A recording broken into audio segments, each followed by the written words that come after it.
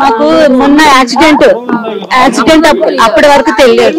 అంటే వాళ్ళు యూట్యూబ్ మా పిన్నికి తెలిసింది.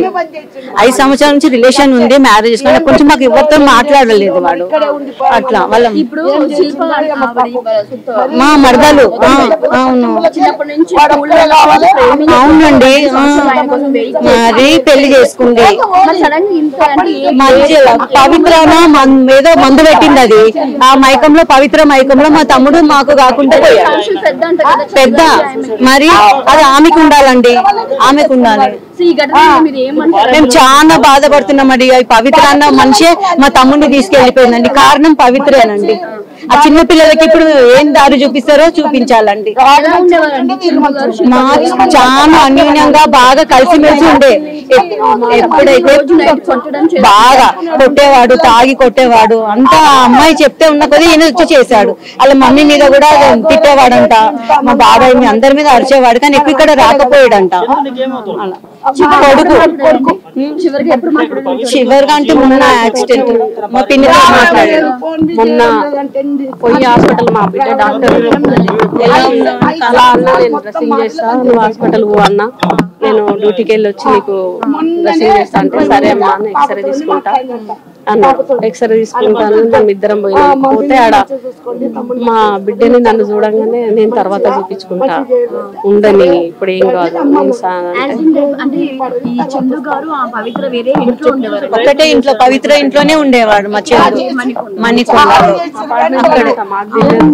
నిన్న కూడా అక్కడే సూసైడ్ చేసుకున్నాడు కదండి, మణికొండలోనే చేసుకున్నాడు. అది మాకు తెలియదండి. అంటే కలిసి అయితే లేదు, వాళ్ళకి రిలేషన్ లేదంట. వచ్చిపోతుండే అంతే.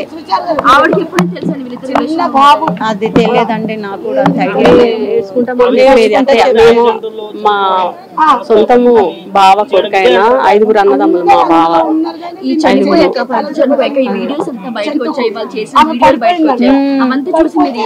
మేము చాలా ఫీల్ అయ్యామండి. ఇంత పెద్ద దాంతో ఎందుకు ఎఫ్ఐఆర్ పెట్టుకున్నాడు ఏంటిదని మేము కూడా ఫీల్ అయ్యాం.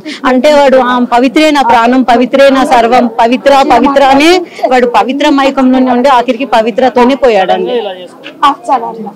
మాకు అన్యాయం చేసి పోయాడు. చందు గారి మేనల్లుడు, సొంత మేనల్లుడు అనమాట. మమ్మీకి చందు వాళ్ళ అక్క కొడుకు. నీకు చందు గారికి ఎలాంటి రిలేషన్ ఉండేది? మా మామ అల్లుడు చాలా బాగుండే రిలేషన్ మాది. అది మామ ఇది మామ అని చాలా బాగుండే. ఎప్పుడైనా కాల్ చేస్తాడు, మేము కూడా కాల్ చేస్తాం. అక్కడున్న మామ షూటింగ్లు ఉన్నా వస్తాను ఇంటికి అని చెప్పి చాలా బాగుండే, మాట్లాడేనుండే. కానీ సడన్ గా ఈ విషయం వినేసరికి చాలా బాధ. అసలు మీకు వేరే ఆవిడకి ఆ రిలేషన్ ఉందని మీకు తెలుసా? గత 5.5 years నుంచి మాకు తెలిసింది. రూమర్స్ అయిన ఉండే కొన్ని. అట్లాంటి వల్ల కొద్దిగా ఫ్యామిలీస్ కి దూరం అయిపోయి వెళ్ళాడు. ఈ అత్తతో శిల్ప గారితో మీకు ఎలా ఉండేది? శిల్పత్తమ్మ కూడా చాలా బాగుండే మాతో. మరి తెలిసిన ఇంట్లో గొడవలు అంటే జరిగినాయా మీకు? చిన్న అయినాయి, కానీ అంత మా మామ కొద్దిగా పట్టించుకోకుండా బయటికి వెళ్ళిపోయి అక్కడ షూటింగ్స్ అని చెప్పేసి అక్కడనే ఉండే. కొద్దిగా ఫ్యామిలీస్ కి ఆమె కొద్దిగా క్లోజ్ అయ్యే వాళ్ళ దూరం అయిపోయాడు. మామని మిస్ అవుతున్నా మీరు? బాగా చాలా మిస్ అవుతున్నాం మా మామ. ఎందుకంటే మా మామ షూటింగ్స్ చేస్తాడు కాబట్టి చాలా మంది మీ మామ సీరియల్స్ లో చేస్తాడు, అది చేస్తాడు అని చెప్పేసరికి కొద్దిగా బాగుండే. మీకు ఎప్పుడు తెలిసి చనిపోయారనే విషయం? నిన్న నైట్ తెలుసు. నిన్న నైట్ వెంటనే హాస్పిటల్ దగ్గరికి వెళ్ళాం. అక్కడ నుంచి లేట్ అయిపోయింది చెప్పి చివరికి మీ మామ మీతో మాట్లాడిన డే ఎప్పుడు, సందర్భం ఏంటి? లాస్ట్ డే అంటే 16th. రీసెంట్లీ అయితే మామ ఇది కాకు ఏం కాదు అది ఇది అంటే సరే మామ ఏం కాదు అది ఇది అని చెప్పి చాలా బాధపడి ఏడ్చాడు. కొద్దిగా డిప్రెషన్ నుండి ఏం మాట్లాడలేకపోయింది. మీరు వెళ్ళలేదా అసలు? ఈ ఇన్సిడెంట్, పవిత్ర ఇన్సిడెంట్ అయినాక మీరు ఆయన కలవలేదు ఎప్పుడు? అతను డైరెక్ట్ అక్కడనే వెళ్ళిపోయాడు, బెంగళూరు వెళ్ళిపోయాడు. బెంగళూరు నుంచి అదంతా అయిపోయిన తర్వాత 15th నైట్ వస్తే 16th మార్నింగ్ కలిసాం మేము. 15th వాళ్ళకి చిన్న పిల్లలు ఇద్దరు, వాళ్ళని చూస్తుంటే మీకు ఏమనిపిస్తుంది? చాలా బాధ ఉండే. అప్పుడైనా చాలా మంచిగా ఉండే. పాపం మాతో మా ఇంటికి వచ్చేవాళ్ళు, మేము వాళ్ళ ఇంటికి వెళ్ళాము, మాట్లాడే వాళ్ళము. చాలా చిన్న పిల్లలు ఆడుకునే వాళ్ళం మేము కూడా మంచిగా. ఇప్పుడు అలాంటిది మా అమ్మ లేకుండా పోయింది. ఇప్పుడు మా అత్తమ్మ కూడా చాలా ఇబ్బంది పడుతారు, అలా ఫాదర్ మదరు. మరి మీ మామ 5 years నుంచి ఈ రిలేషన్ మెయింటైన్ చేస్తున్నారు కదా, మరి మీ శిల్ప ఆ అత్తకి మొత్తం ఫుడ్ అంతా ఎలా ఉండేది? అప్పుడప్పుడు వస్తుంటే మా తాతయ్య వాళ్ళు చూసుకుంటారు. మీకు చందు గారికి ఎలాంటి రిలేషన్ ఉండే, మీ ఇద్దరు బాండింగ్ ఎలా ఉండే? నాకు ఆయనకి దాదాపు 5-6 ఇయర్స్ నుంచి ఫ్రెండ్షిప్ అండి. ఏదైనా అప్పుడప్పుడు కాల్ చేసుకుంటాం, మంచి చెడు అడుగుతుంటాం, ఎలా ఉంది షూటింగ్ అది అంటే షూటింగ్ కొత్తవి ఒప్పుకున్నా చేస్తున్నా అని చెప్తాడు. ఇంకోటి మొన్న రాధమ్మ కూతురు కూడా చేసిండు, నేను కూడా చేసిన.